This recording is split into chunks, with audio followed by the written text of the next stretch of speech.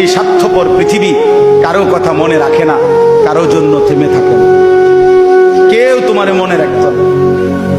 তুমি মরে গেলে কারো হাতে সময় নাই তোমারে কান্দে লইয়া কান্দনে, কারো হাতে সময়।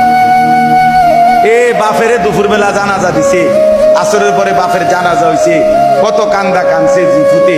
এশার নামাজের পরে পাশের ঘরের থেকে ভাত তরকারি আনছে, এর ওই পেট ভরে ভাত খায়।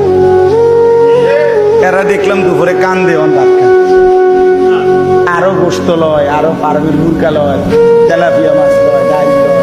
বাহ, কি আপনারা দেখলাম বিকালে কি কান্দাটা কানলেন,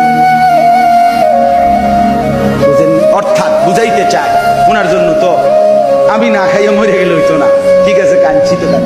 অর্থাৎ দুনিয়া থেমে থাকে না, কারো জন্যই কি থাকে না, থেমে থাকে। এই জন্য দুনিয়া নিয়েই ব্যস্ত না হই, আখেরাতের ফিকির